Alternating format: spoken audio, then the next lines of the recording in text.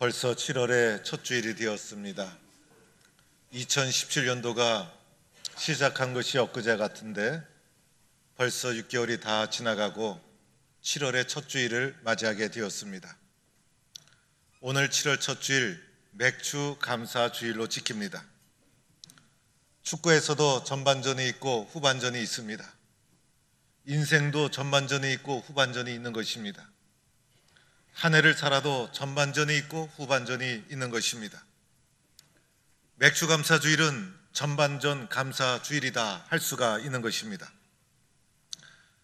출애굽기 23장 16절에 보면 맥주절을 지키라 이는 내가 수고하여 밭에 뿌린 것의 첫 열매를 거둠이니라 말씀하고 있습니다. 맥주절을 지키라는 것은 권면이 아니라 명령인 것입니다.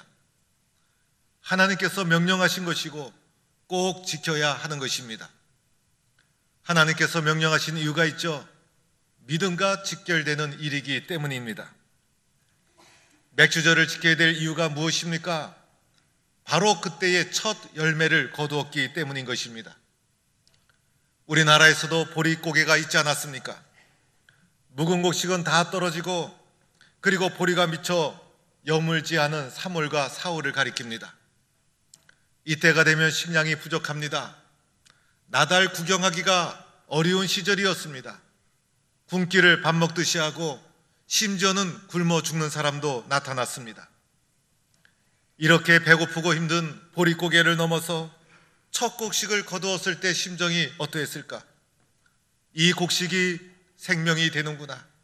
이 곡식 때문에 이제는 살았구나. 첫 곡식을 거두면서 감사가 나왔을 것이고 눈물이 나왔을 것이고 하나님의 은혜를 생각했을 것입니다. 이렇게 수고하여 얻은 첫 수확물의 첫 단을 하나님께 드렸다는 것입니다. 여기에 하나님에 대한 신앙 고백이 담겨있지 않습니까? 모든 것이 하나님의 은혜입니다. 하나님께서 인도해 주셨습니다. 하나님께서 다 하신 것입니다. 우리가 사는 것은 하나님의 사랑과 은혜입니다. 하나님에 대한 신앙의 고백을 절절히 담아 첫 곡식의 첫 단을 하나님께 드렸다는 것입니다. 한 해를 시작하면서 우리는 여러 가지 계획을 세워 열심히 살아왔습니다. 보리 농사를 짓고 첫 열매를 기다리는 심정으로 6개월 전반전을 뛰어왔습니다. 지금이 바로 첫 열매를 거두는 때인 것입니다. 첫 열매를 거두며 첫 단을 하나님께 드리면서 하나님, 이것은 제가 한 것이 아닙니다. 하나님의 사랑입니다. 하나님의 은혜입니다. 이렇게 고백하며 첫 열매를 드리는 것이 맥주 감사절의 의미가 되는 것입니다. 이런 하나님의 사랑과 은혜가 성도들의 삶 속에 가득 넘치기를 주의 이름으로 축원합니다. 오늘 마태복음 10장의 말씀은 예수님이 12제자를 세상 속에 파송하는 장면입니다. 제자를 부르시던 예수님, 제자를 또한 세상 속에 파송합니다.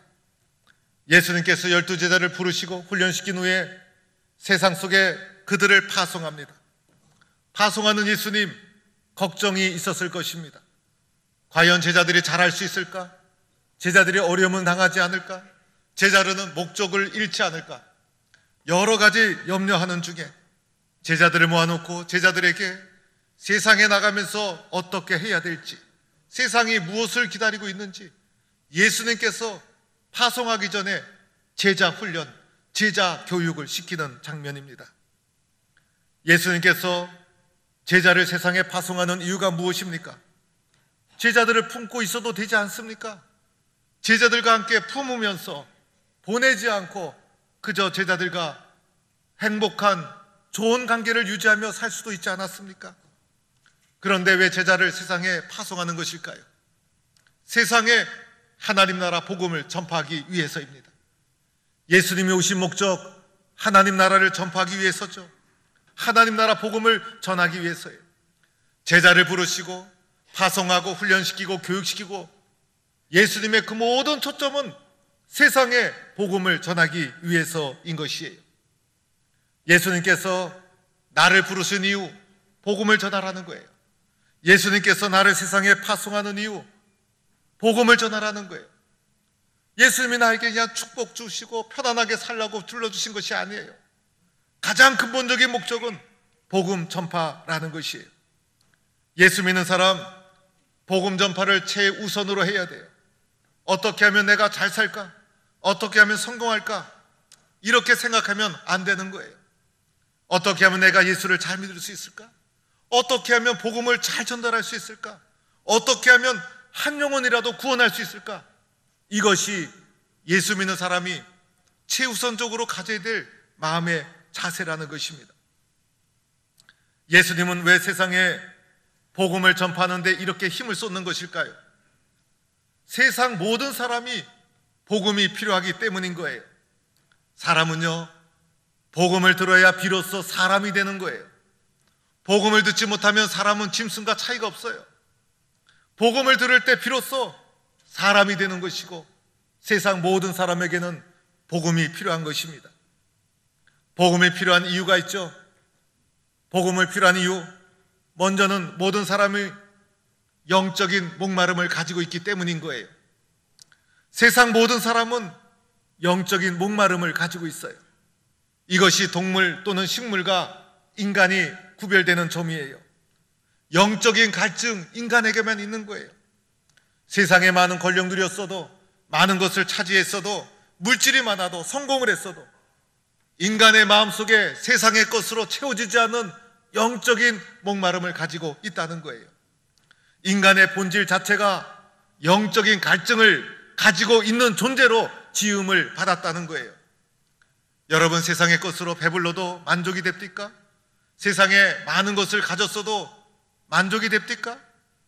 세상에 그 어떤 것을 다 누려도 사람은 채워질 수 없는 영적인 갈급함을 가지고 있는 존재라는 것이에요. 여행을 많이 다녀도 그때뿐이에요. 맛있는 것을 먹어도 별거 아니에요.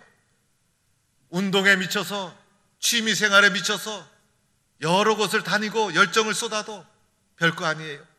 그때뿐이라는 거예요. 아무리 좋아도 잠깐이에요. 세상의 것은 나를 채울 수가 없어요. 세상의 그 어떤 것도 우리의 마음을 채워줄 수가 없다는 거예요. 사람을 여러 가지로 규정하죠.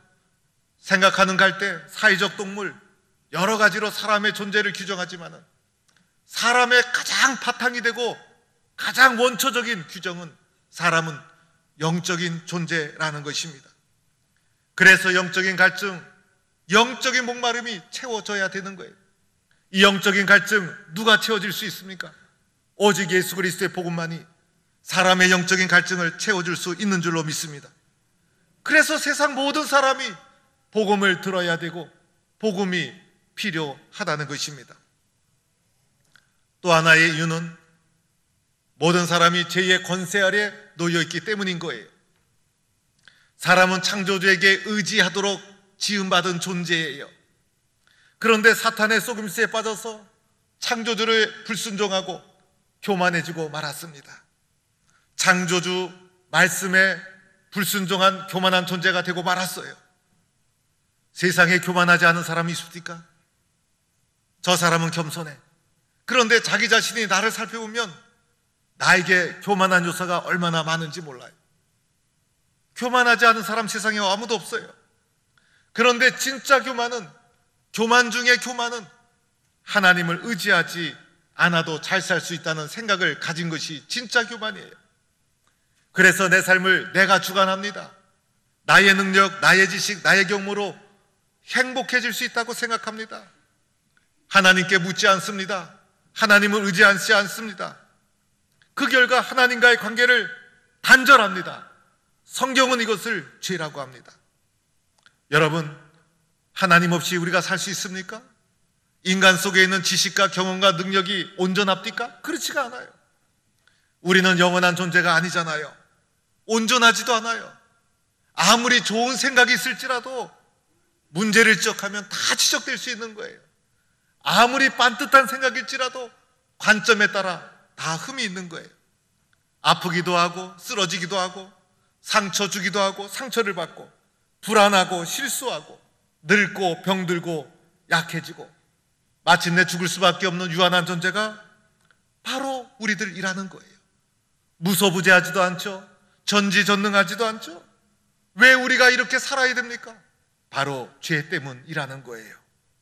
여러분, 땅에서 뽑혀진 큰 통나무가 있다고 생각해 봅시다. 나무의 생명은 뿌리에 있지 않습니까? 그 뿌리가 대지에 깊이 뿌리를 내려야 그 나무는 살아나게 되는 것입니다.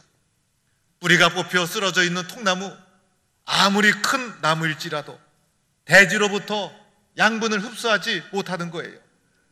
나무 자체 안에 수분과 양분이 남아있을 거예요.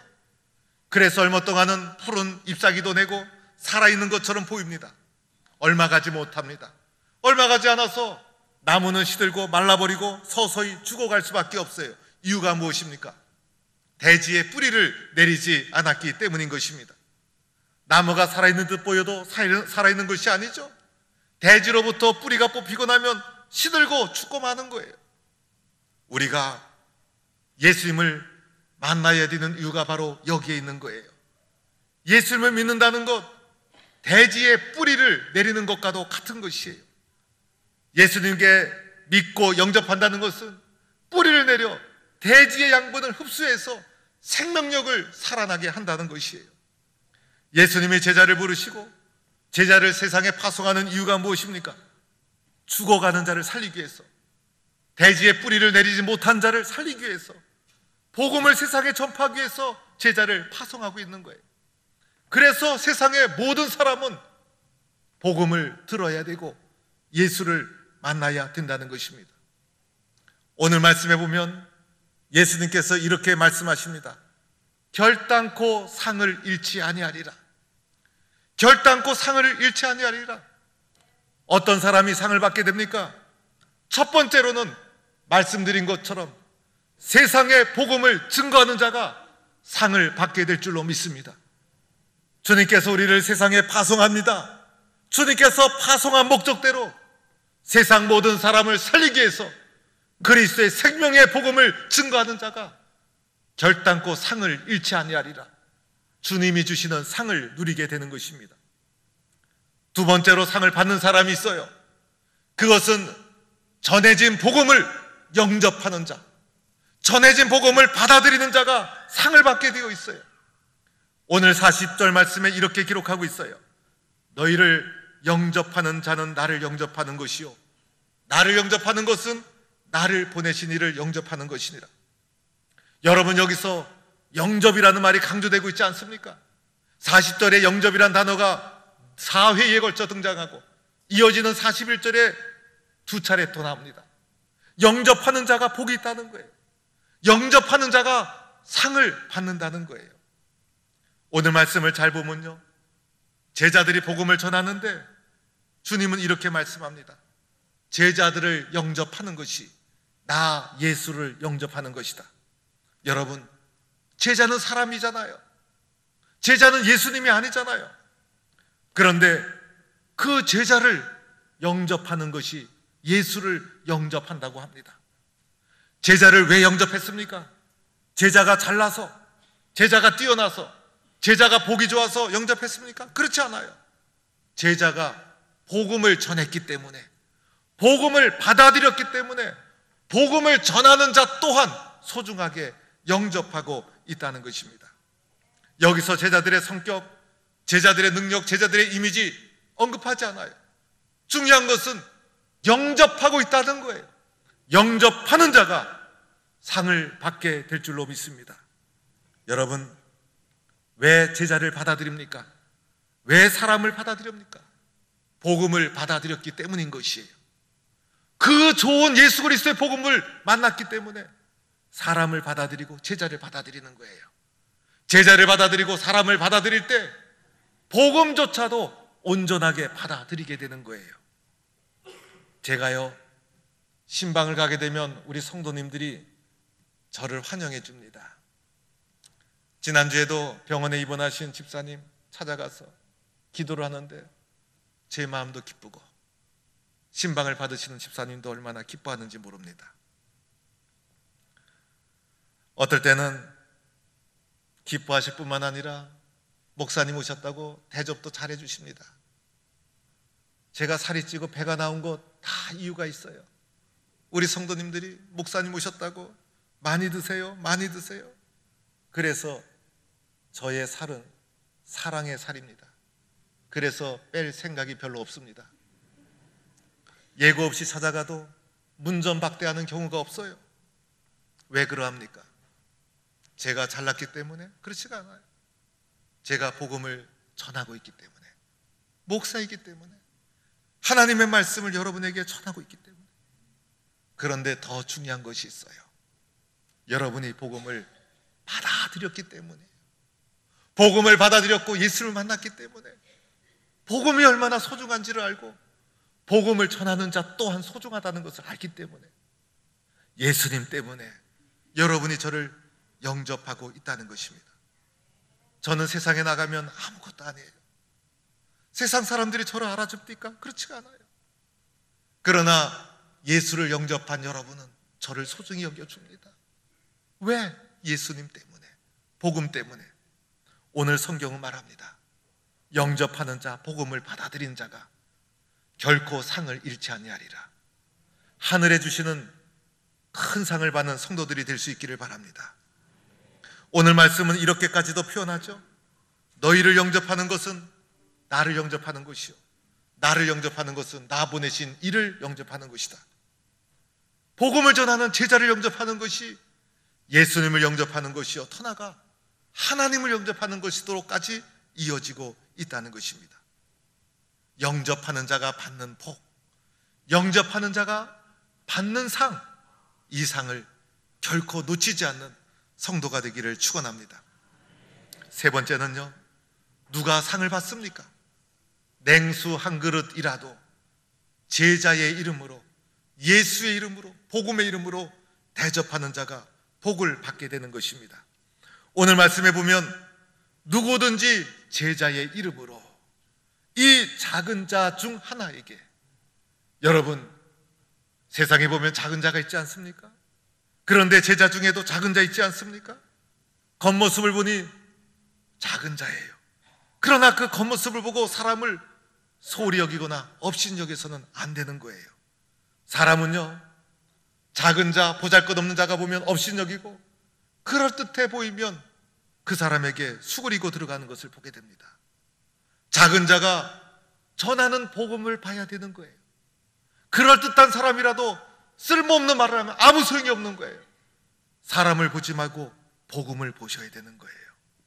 보잘것없는 자가 전해도, 이름 없는 평범한 자나가 전해도 무시하지 않고 존중하고 대접하는 것, 심지어는 냉수 한 그릇이라도 대접할 수 있는 사람.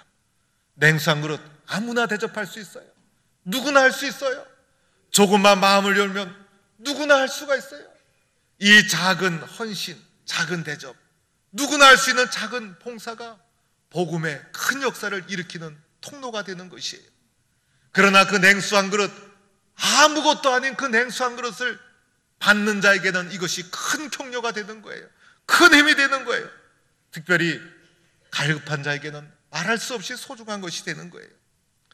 이렇게 작지만은 냉수 한 그릇이라도 대접한 작은 마음, 작은 정성, 소중히 여기는 마음, 이런 자를 가리켜 예수님은 말씀하십니다.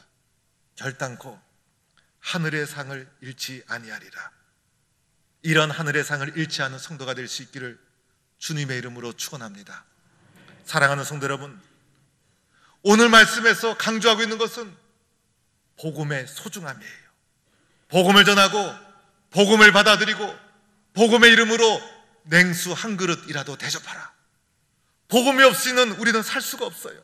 그래서 제자를 부르시고 제자를 파송하는 거예요. 우리가 아무리 수고했어도 평생을 살면서 복음을 해서 아무것도 한 것이 없다면 무슨 소용이 있겠어요? 수없이 예수를 믿어도 입을 열어 복음을 증거하지 못하면 부끄러운 거예요. 복음에 대한 사명과 열정을 가지고 영혼에 대한 안긋함과 마음을 가지지 못한다면 무슨 보람이 있겠어요? 하나님께서 나를 불러주신 이유가 뭡니까? 내가 아니면 복음을 전할 수 없다. 너만이 하나님의 복음을 전할 곳이 있다는 것이에요. 왜 오늘도 우리를 세상 속에 파송합니까? 세상을 변화시키는 하나님의 능력이 너를 통해 드러나야 된다는 거예요. 내가 하는 일, 내가 하는 봉사, 나의 직장, 나의 사업, 모든 것은 복음을 전하는 수단일 뿐이에요. 우리의 가정, 나의 인생, 나의 삶, 나의 젊음, 나의 지식, 모든 것은 복음을 전하는 수단이에요. 복음의 사람이 되어야 한다는 거예요. 내가 복음을 전하지 않으면 모든 사람은 대지에 뿌리를 내리지 못하 죽어가는 통나무와 같은 거예요. 대지로부터 생명을 흡수해야 살 수 있는데 저 영혼이 대지로부터 뿌리를 내리지 못해서 죽어가고 있는데, 저 영혼이 주님을 만나야 되는데 오늘도 저 영혼이 죽어가고 있는데, 내가 대지로부터 뿌리를 내릴 수 있도록 그 영혼을 살리는 일 나만이 할 수 있다는 거예요. 그러한 자가 상을 받는다는 거예요. 영혼을 살리기 위해서 복음을 전하고 복음을 받아들이고 복음을 위해서 냉수 한 그릇이라도 대접하는 자가 상을 받는 거예요. 이런 안타까운 심정으로 살아가는 성도가 될 수 있기를 주의 이름으로 축원합니다.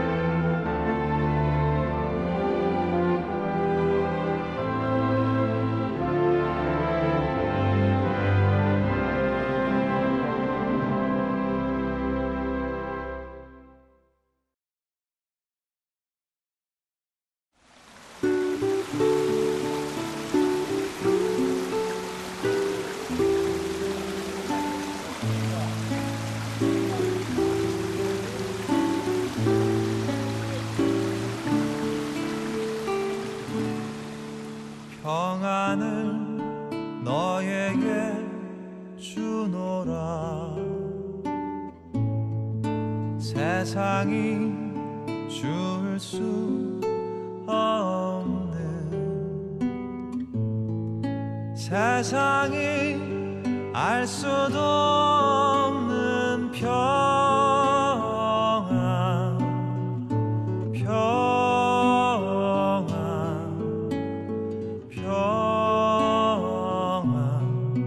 평안을 내게 주노라. 사랑을 너에게 주노라. 세상이 줄 수 없는, 세상이 알 수도 없는 사랑,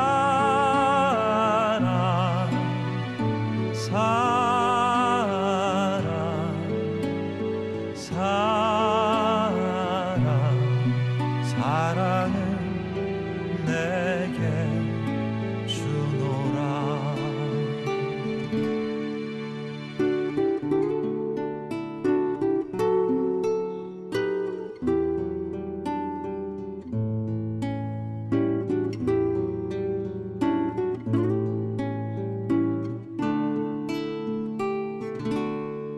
기쁨을 너에게 주노라. 세상이 줄 수 없는, 세상이 알 수도